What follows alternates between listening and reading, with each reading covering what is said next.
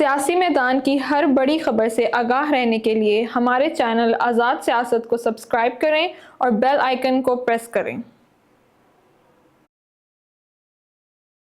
السلام علیکم، میں سلمان دورانی ہوں، آپ آزاد ڈیجیٹل دیکھ رہے ہیں۔ خواتین و حضرات، ایران اور اسرائیل کے معاملے پر اگر ہم بات کریں تو ایسا لگتا ہے کہ point of no return, do اور ڈائی والی سچویشن نظر آتی ہے اس وقت۔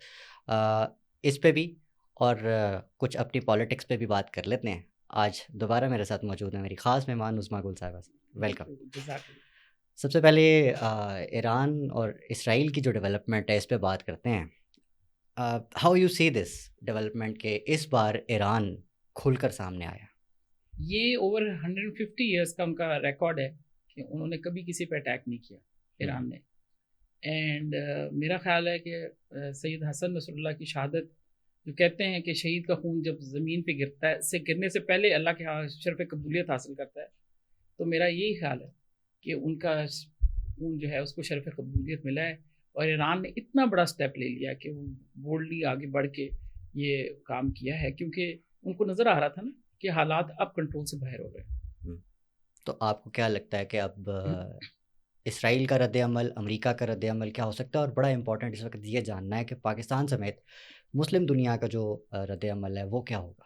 دیکھیے، مسلم دنیا نے تو اپنا رد عمل پہلے سے ہی دکھا دیا۔ فلسطین میں جو کچھ ہوا، جس طریقے سے حالات ہو رہے تھے، it was basically they were all trying کہ کسی طریقے سے ایران کو ہولڈ بیک کیا جائے، whereas Israel was trying to draw it out. مگر اب سچویشن ایسی ہے کہ جب آپ ہیلپ بھی نہیں کرتے، آپ بات بھی نہیں کرتے، آپ مدد بھی نہیں کرتے، آپ صرف وربل بھی جو ہے وہ اتنا جس کو کہتے ہیں کہ ڈھیلا ڈھالا سا رسپانس دے رہے ہیں کہ ان کے لیے سپورٹ بھی، تو وہ کیا کریں گے؟ سونر لیٹر انہوں نے باہر آنا تھا۔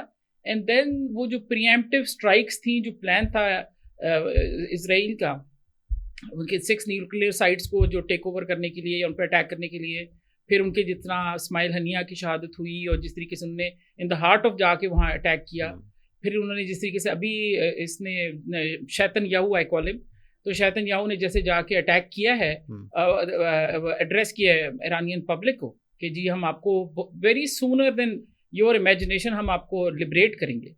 دیز آر آل سگنلس کہ وہ کیا کرنے جا رہے ہیں۔ ان کے ٹاپ تمام جتنے ایچلون تھا یا ٹاپ ان کی جو کمانڈ تھی اس کو ہٹانے کے لیے، آیت اللہ خامنئی کو ہٹانے کے لیے، تو دے ور آل پریپیئرڈ فار اٹ۔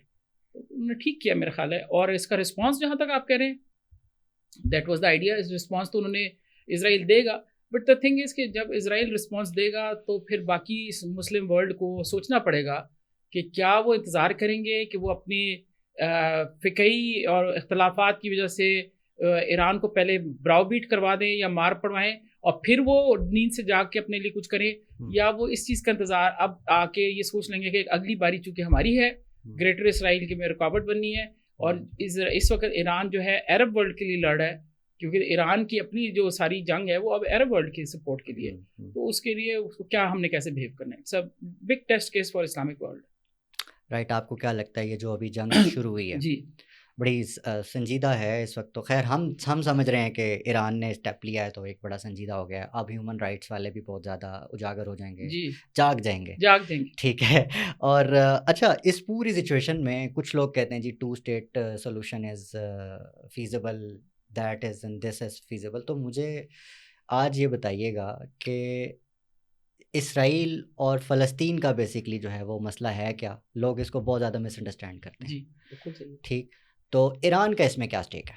دیکھیے بالکل سمپل سمجھنے کی کہ ایران کا کوئی اسٹیک نہیں ہے، وہی اسٹیک ہے جو پوری مسلم امہ کا ہے، اس کو سمجھنے کی ضرورت ہے۔ اسرائیل کا جو جھگڑا ہے وہ تو ایک زمین پر انہوں نے قبضہ کیا ہے، وہ ایک قبضہ گروپ ہے، اور 2 اسٹیٹ سولوشن جو ہے، جو لوگ جاتے ہیں نا، آپ ہمیشہ ڈیموکریسی کے حق میں دنیا بول رہی ہے، تو یہ کون سی ڈیموکریسی ہے کہ جہاں people want something else اور آپ ان پہ زبردستی ایک اپنے ول تھوپ دیتے ہیں اور کہتے ہیں آپ نے یہ کرنا ہے۔ 2 state solution was never accepted by both parties, جہاں اسرائیلی بھی نہیں چاہتے تھے اور جھوٹ بولتے رہے، وہ لٹکانے کے لیے انہوں نے استعمال کیا، کیونکہ اس طرف اس ڈائریکشن میں کبھی ایک سٹیپ بھی نہیں لیا گیا۔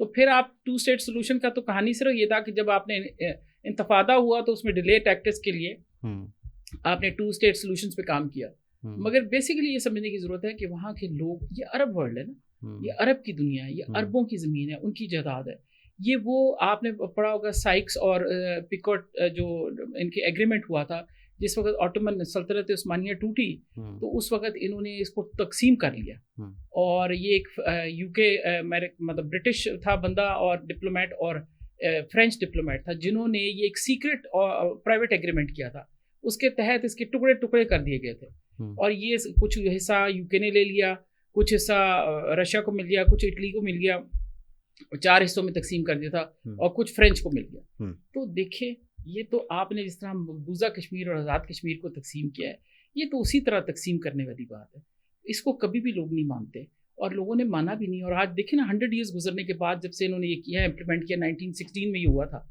تو آج دیکھ لیں لوگ کیا کر رہے ہیں۔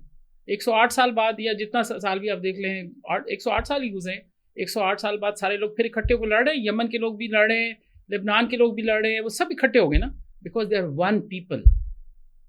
اچھا مجھے یہ بتائیے گا، آپ کو اس پوری پکچر میں پاکستان کا کیا رول آپ ایکسپیکٹ کرتی ہیں؟ میں یہ چاہتی ہوں کہ Pakistan being a nuclear state and Pakistan کی بہترین فوج ہے جو کہ کیپیبل ہے، ایبل فوج ہے، اور ہماری بہت زیادہ دہشت گردی کے خلاف لڑنے کے لیے بھی ٹریننگ ہے، اور ہم بہت قابل فوج ہے۔ یہ صرف اور قوم بھی یکجا ہے اس آئیڈیا پہ، اور قوم، اور اس پوائنٹ کے اوپر قوم کی ایک دلی خواہش بھی ہے، تو یہ ہماری فوج نہیں ہے، یہ ہماری نیوکلیر کیپیبلٹی نہیں ہے، یہ امانت ہے ہمارے پاس پوری مسلم امہ کی۔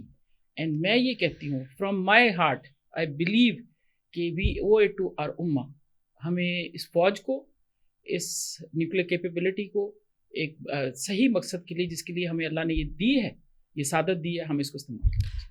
سوال یہ بھی اٹھتا ہے کہ اگر ہم ایسے سٹیپس لینا شروع کر دیں تو پھر ہم کہاں جائیں گے؟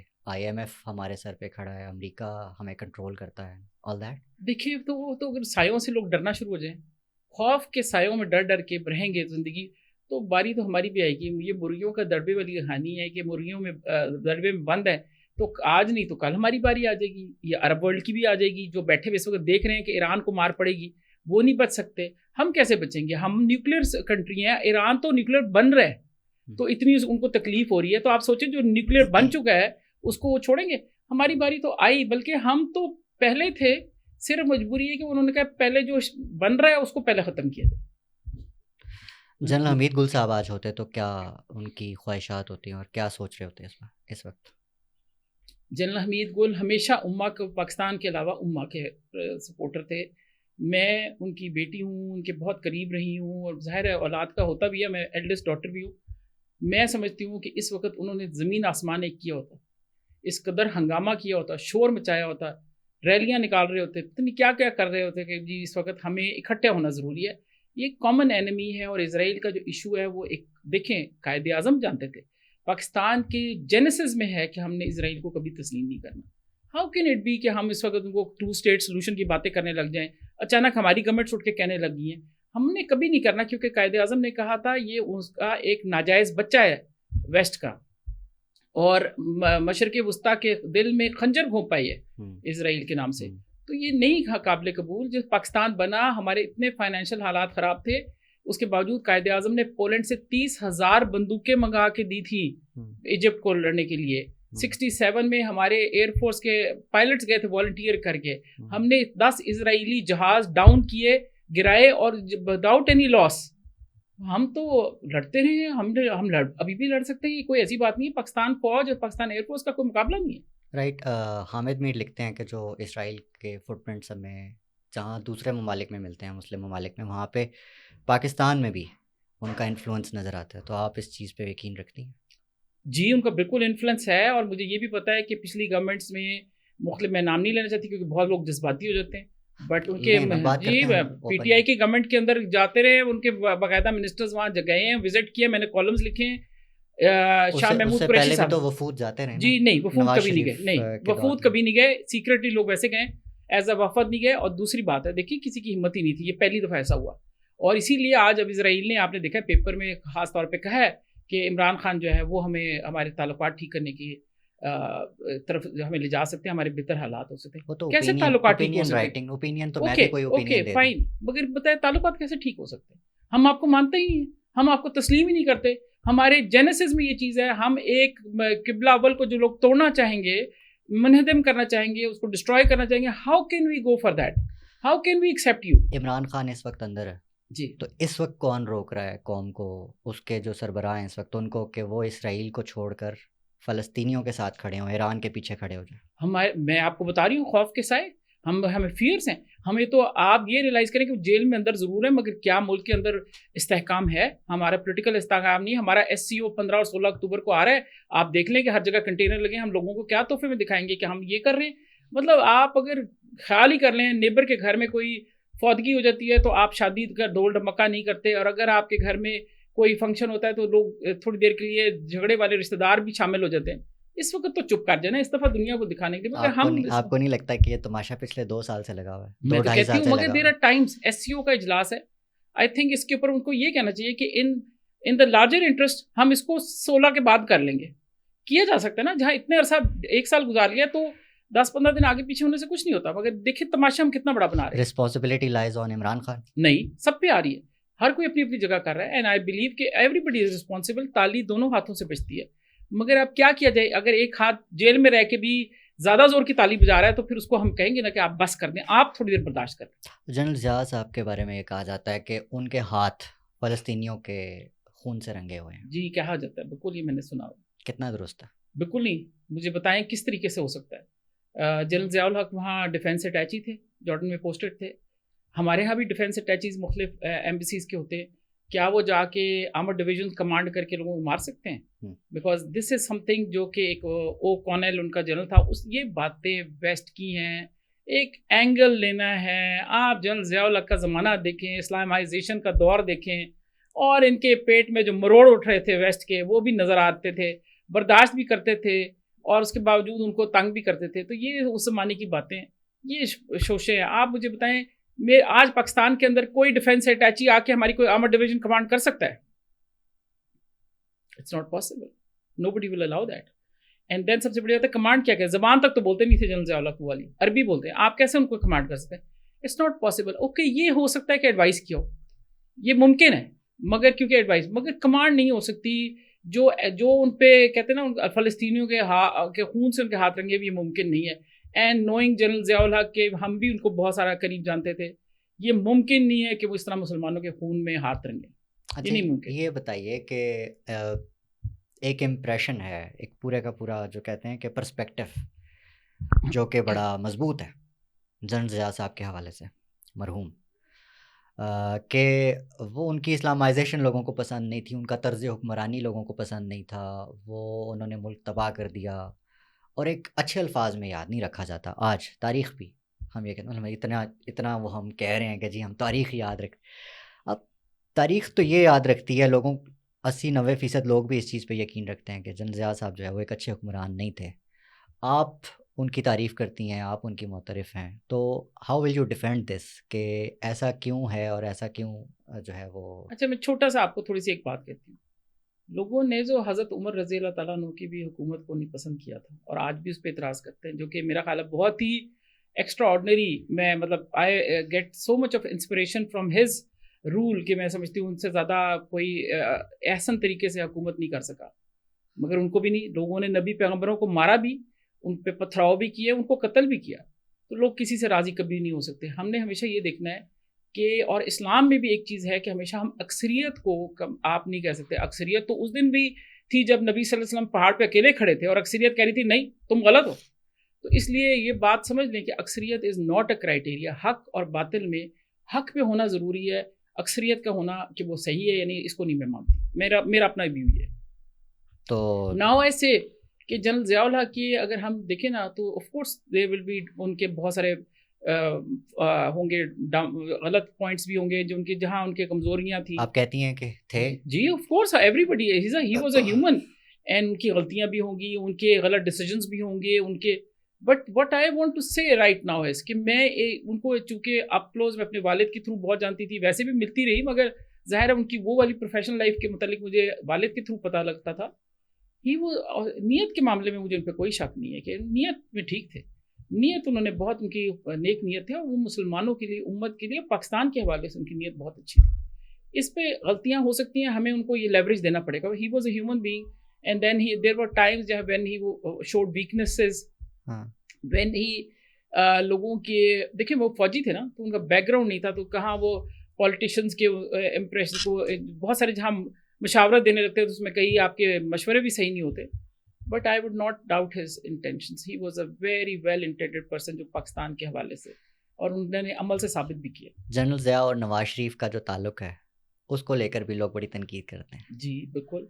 मैं समझती हूँ कि एक ज़ियाउल हक को किसी एक की साइड नहीं लेनी चाहिए थी. मैं I also believe in that. ये तो उनको उनका बेटा कहा जाता है ना, जी सियासी देखें बेटा. वो देखें क्या कैसे किया. इट्स अ लॉन्ग स्टोरी कि उन्होंने किस तरीके से जनरल ज़ियाउल हक का दिल जीता और किस तरह से किया. मगर मैं ये समझती हूँ कि नॉट कि I am criticising Nawaz Sharif साहब और एनीबडी फॉर दैट मैटर, मगर ये एक जो हुक्मरान होता है ना उसको बाप की तरह होना चाहिए और उसको कोई किसी की साइड नहीं लेनी चाहिए. तो मेरा ख्याल है कि there he showed weakness on that front.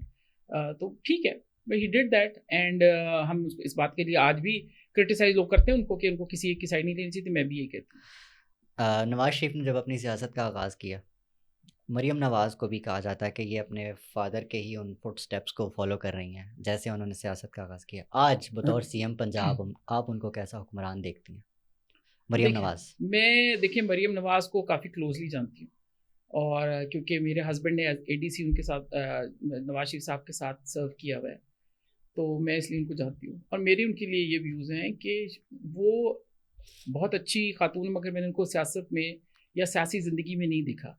तो अभी तक जितने वो स्टेप्स ले रही हैं, मैं उनको ये सिर्फ कह सकती हूँ कि the credit goes to her father, he who is running the show. I don't think so कि मरीम अभी तक इस लेवल पर हैं कि वो. तो मैं नवाज शरीफ साहब को ये कह कि जी इतने बड़े बड़े स्टेप्स हैं, इतने बोल्ड स्टेप्स हैं, इतने ऐसी चीज़ें हैं क्योंकि जो विच कम्स फ्रॉम एक्सपीरियंस, यानी कि एक एक्सपीरियंस होता है ना कि कौन सी चीज़ किस वक्त करनी है, पब्लिक को कौन सी चीज़ अच्छी लगती है, what is the right thing जो ट्रिगर करती है पब्लिक का मूड. तो वो नवाज शरीफ साहब को क्रेडिट जाता है. Minus Nawaz Sharif, who is Maryam नवाज़? वो तो मैं भी अपने लिए कहूँगी minus my father I am nothing. कैसे हो सकता है? आप अपने वालिदैन के बगैर नहीं हो सकते, आप भी अपने वालिद के बगैर नहीं. हम सब की पर्सनैलिटीज़ में हमारे पेरेंट्स का रोल है. एंड इस वक्त मियाँ नवाज शरीफ उनको उंगली पकड़ के चला रहे नज़र आ रहे हैं, मगर years later I think may be she will mature up. अगर नवाज शरीफ साहब को ज़ियाउल हक साहब ने ग्रूम करके यहाँ तक ले आए हैं तो उंगली पकड़ के तो ये भी चल पड़ेंगी. ये कोई ऐसी बात नहीं है. अब इमरान खान साहब को भी ग्रूम करके लेकर आए हैं ना, वो पाशा साहब एंड ज़हीरुल इस्लाम साहब एंड साकिब निसार साहब, तो ये भी हो जाएंगे. ऐसे नहीं है, ये ग्रूमिंग चलती रहती है. This is acceptable as long as, in my mind this is acceptable as long as कि आप मुल्क के और उम्मत के और अपने पब्लिक के मफाद में काम करते रहें. अगर आप कहीं कुछ भी हो, आप डाकू के बेटे हो, इससे क्या फ़र्क पड़ता है? आपने काम क्या किया ये मैटर करता है. कभी भी ये नहीं होना चाहिए कि हम ये देखें कि वो कौन कहाँ से आया. हमें ये देखना चाहिए उसने काम क्या किया, बिकॉज उसका काम बोलना चाहिए. तो ये जो इनका एक पॉलिटिकल रोल है नवाज शरीफ साहब और इनकी पार्टी का, कि जब पावर में होते हैं तो इस्टेब्लिशमेंट के होते हैं और पावर में नहीं होते तो उसके खिलाफ होते हैं. जी, हाउ यू से this? It is true, it is true.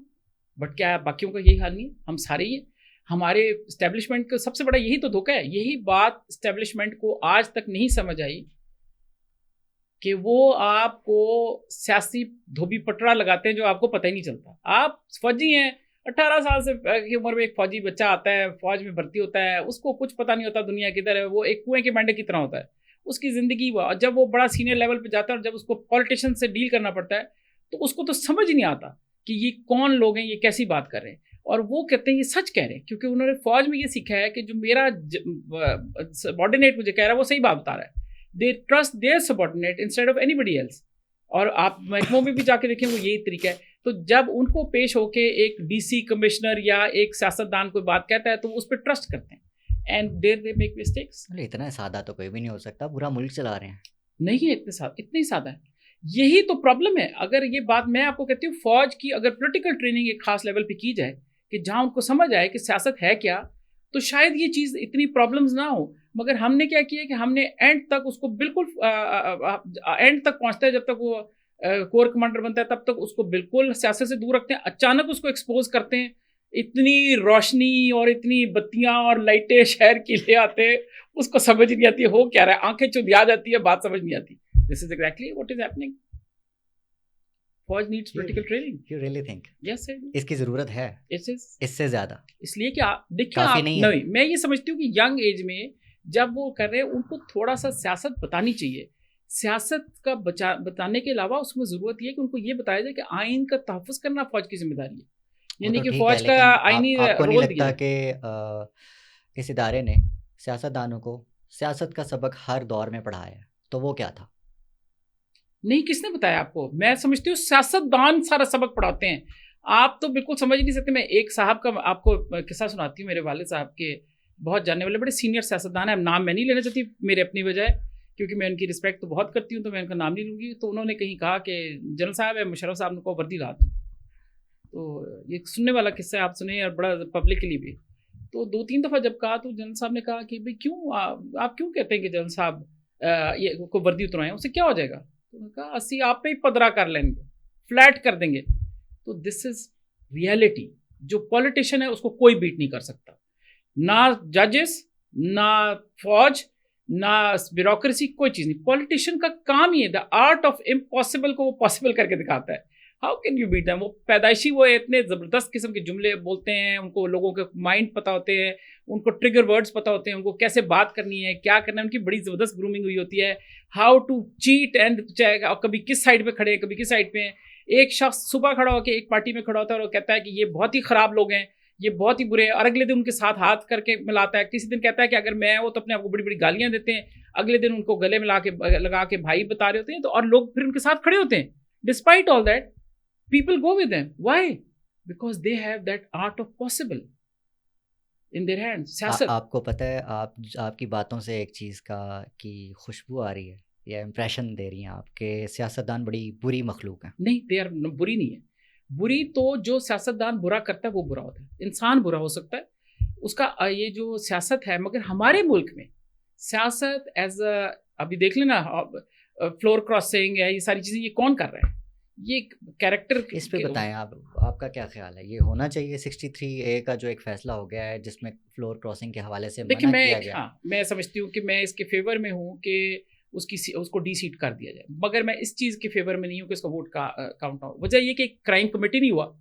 How can you deseat somebody and say کہ کرائم بھی نہیں ہوا؟ یعنی کہ یو مرڈرڈ سمبڈی اینڈ آپ نے اس کو قتل کے لیے پھانسی بھی دینی چاہیے مگر ساتھ ہی اس بندے کو کہہ دیا زندہ ہے. یہ نہیں ہو سکتا نا. So you have to make sure کہ ووٹ کاؤنٹ ہو جائے. اور اس کے بعد دس از میرا یہ خیال ہے کہ ایک جرم کمٹ نہیں ہوا تو اس کے اوپر آپ اس کو سزا نہیں دے سکتے. اس میں جو یہ double jeopardy I would call it. اچھا، تو یہ جو پورا جوڈیشل ایکٹیویزم کا اس وقت موسم چل رہا ہے اور عدلیہ کی آزادی کی تحریک چل رہی ہے، اس پہ آپ کیا سمجھتی ہیں کہ کون رائٹ پہ ہے؟ جو کہ آزادی کی بات کر رہے ہیں یا پھر جو اندر بیٹھے ہوئے لوگ؟ دیکھیں یہ تو ایسی آزادی ہے، عدلیہ کی آزادی، جیسے ہمارے ہاں میرا جسم میری مرضی والے لوگ ہیں. کہ آزادی کا بالکل مطلب یہ نہیں کہ اس کو بالکل آپ لمٹ لیس آزادی ہو. عدلیہ کو آزادی چاہیے تو وہ پھر فیصلوں میں آزاد ہونی چاہیے، مگر وہ فیصلے کہ ان کے فیصلوں سے پتہ لگے کہ انہوں نے میرٹ پہ کیے ہیں، نہ کہ ان کی اپنی پرسنل چوائس کے اوپر ہوئے ہیں. ان کے اپنی پریفرنسز ہیں، ان کے انکلینیشنز نظر آتے ہیں، ان کی باتوں میں نظر آتے ہیں. ہمیں ہر انداز سے پتہ لگ رہا ہے کہ وہ اس وقت جو فیصلے ہیں وہ بائسڈ ہیں. ہمیں جو عدلیہ کی آزادی چاہیے وہ والی چاہیے جو کہے کہ ٹو ہیل ود ایوری بڈی، ہم کھڑے اور ہم نے حق بات کے لیے کھڑا رہنا ہے. یہ حق پہ کھڑے ہوئے عدلیہ نہیں ہے، یہ آزادی کا ایک نعرہ ہے، سلوگن ہے. جو ہمارے جو نا ویمن لب والے ٹائپ کے لوگ ہیں جن کا مطلب صرف یہ ہے کہ ہمیں کپڑے اتار دیے جائیں، ہم آزاد پھریں عورتیں، اور وہ اس طرح کا اس طرح کا آزادی ہے، یہ نہیں ہو سکتا. Federal constitutional court FCC is a good solution. I think so, because ہمیں آپ دیکھ لیں میرے اپنے کیسز بھی لگے ہوئے، مجھے پتہ ہے، اور میں اور لوگوں سے بھی ملتی ہوں کہ ہماری تو باری نہیں آتی کیسز کی، کیونکہ ہر روز ایک اپلیکیشن جاتی ہے اور وہ ایک نیا پنڈوراز باکس کھول کے بیٹھ جاتے ہیں اور ہماری باری نہیں آتی. ہم تو کہتے ہیں آئینی ایشوز کو ڈیل کرنے کے لیے علیحدہ کورٹ ہونی چاہیے، اس میں کوئی پرابلم نہیں ہے. اس کو صرف رولز میں ایڈجسٹمنٹ کریں، but I don't think so کہ یہ کوئی اتنی بڑی دنیا نے کیا ہوا اس کا سسٹم ان چیزوں کو کیا ہے. Over 60,000 cases are pending. آپ مجھے بتائیں what about a person like me? میں تو دھکے کھا رہی ہوں، مجھے تو نہیں پتا میرے کیس کا کب فیصلہ ہوگا. بینچ بنتے ہیں بینچ ٹوٹ جاتے ہیں، بینچ بنتے ہیں بینچ ٹوٹ جاتے ہیں. آپ کیس کو چلاتے ہی نہیں ہیں. تاریخیں لیفٹ اوور کیسز ہیں. آپ دیکھیں ہمارے ساتھ ہو کیا رہا ہے. عدلیہ کا مقصد کیا ہے اس کو سمجھنے کی ضرورت ہے. لوگوں کو انصاف دینا. تو کیا ہمیں انصاف مل رہا ہے؟ آپ سرٹن فیو لوگوں کو، چند لوگوں کو انصاف دینے کے لیے بیٹھے ہیں یا ان کے لیے عدالت کھول کے بیٹھے ہیں. یہ عدالت جو ہے یہ ایلیٹسٹ عدالت ہو چکی ہے. یہ صرف چند خواص کے لیے عدالت ہے. یہ عام انسان کے لیے عدالت نہیں ہے, عام انسان کو اس سے کچھ نہیں مل رہا.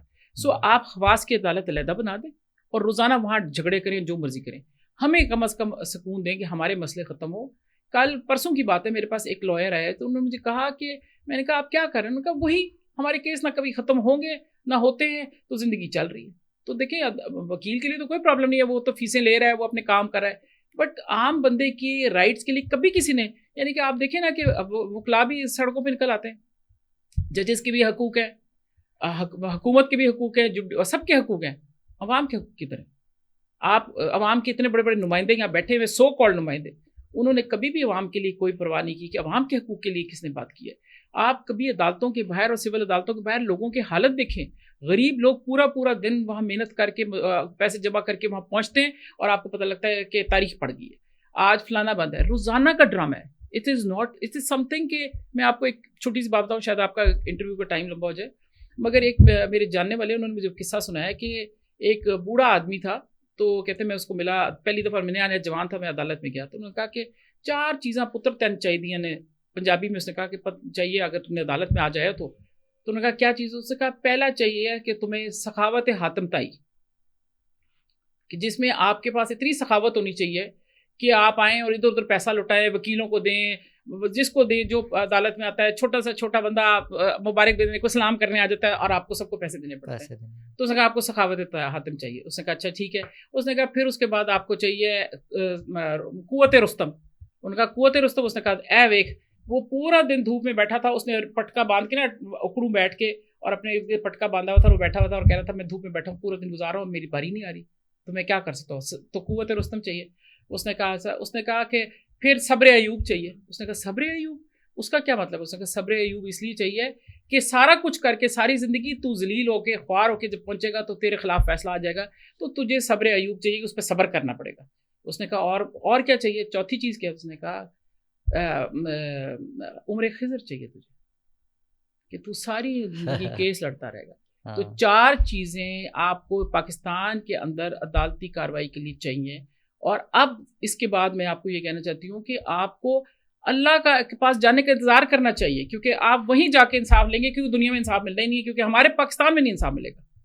یہ دیکھ لیں کہ یہ حالات ہیں.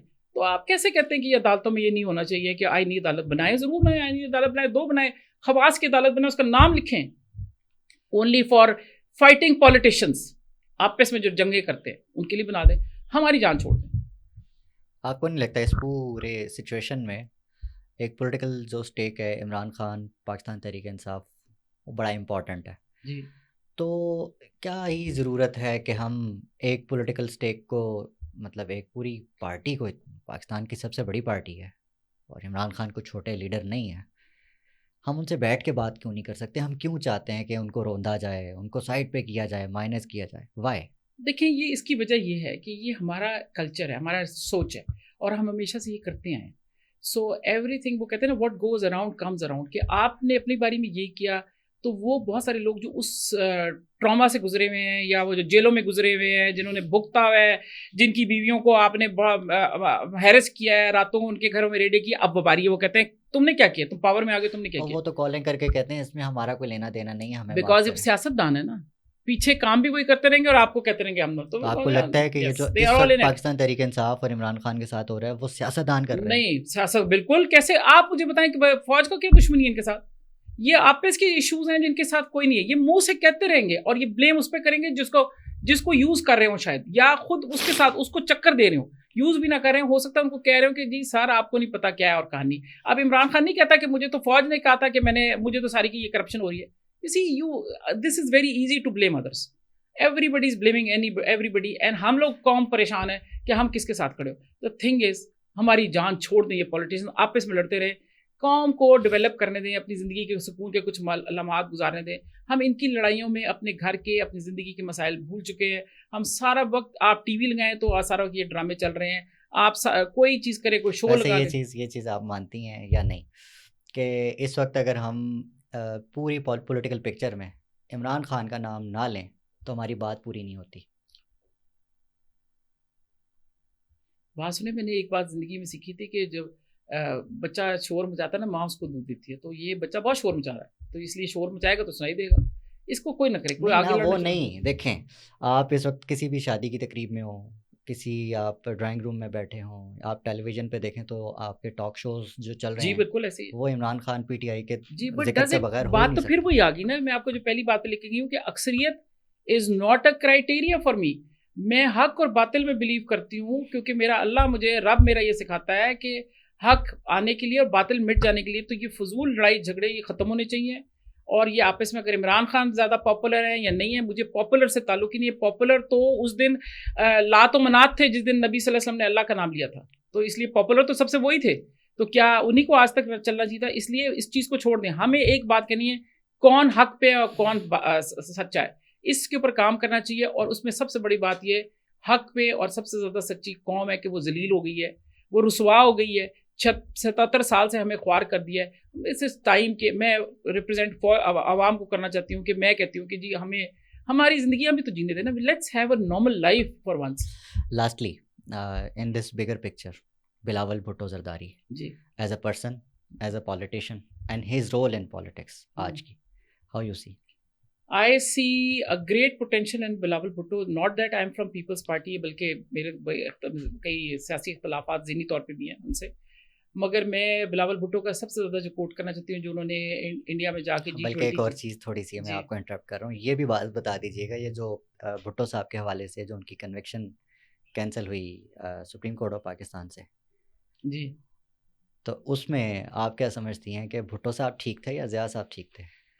نہیں, میں اس پہ کچھ بھی نہیں کہہ سکتی. نہ ضیاء صاحب ٹھیک ہے نہ بھٹو صاحب ٹھیک ہے. اصل میں تو کنوکشن سیٹ اسائڈ کیے, مگر سب سے پہلے تو جوڈیشری کو پکڑنے کی ضرورت ہے.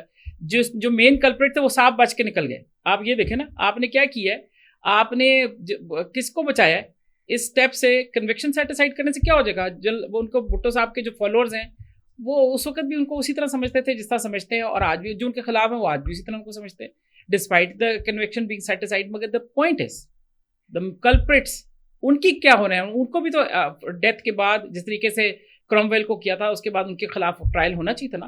Actually the real thing was صحیح, اگر آپ نے ڈائریکشن رکھنی تھی تو آپ نے ان کا ٹرائل کرنا تھا, اینڈ ان کا ٹرائل کر کے بتانا تھا, ان کی کنوکشن ہو چاہیے. تو بھٹو صاحب تو جا چکے ہیں دنیا سے, کیا ہو جاتا ہے. Anyway, coming to Bilawal Bhutto, I feel he has a great potential as a foreign minister, and جس طریقے سے وہ ان میں کیپیبلٹی ہے, آئی ووڈ ناٹ سے کہ وہ پرائم منسٹر مٹیریل ہیں یا نہیں, کیونکہ وہ آئے نہیں اس پوسٹ پہ, بٹ آئی ہیو سین کہ and it was very impressive the way he held the talks and discussions, and he knew his job well.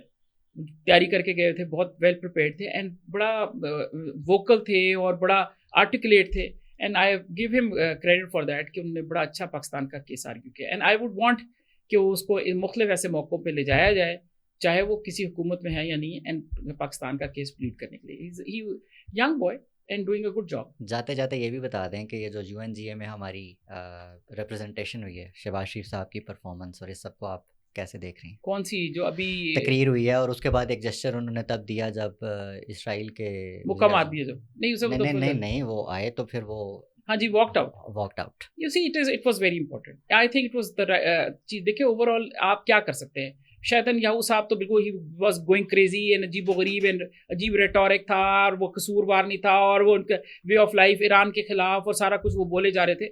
And I think it was ایک UN کے اندر, بلکہ یہاں تک ہی وینٹ آن ٹو سے کہ جی UN بھی anti سیمائٹ ہو گیا اور پلانا کیا ہو گیا. تو I think it was required کہ وہ سارے واک آؤٹ کر گئے ہیں. It was a very good gesture in my point of view, کیونکہ آپ اور پولائٹ وے میں کیا کر سکتے ہیں. اور تقریر بھی ٹھیک تھی, ایک جس طرح تقریر کی جاتی ہے, مطلب آپ جو پوائنٹس تھے اور جو پوزیشنز تھی کشمیر کے حوالے سے ویزاوی, مطلب آپ شہباز شریف صاحب سے کوئی بڑی ایسی ایلوکینٹ قسم کی تقریر تو نہیں ایکسپیکٹ کر سکتے تھے, مگر then he did a good job, کیونکہ انہوں نے جو بیسک پوائنٹس تھے, اپنی پوزیشن تھی پاکستان کی policy wise, he delivered it well.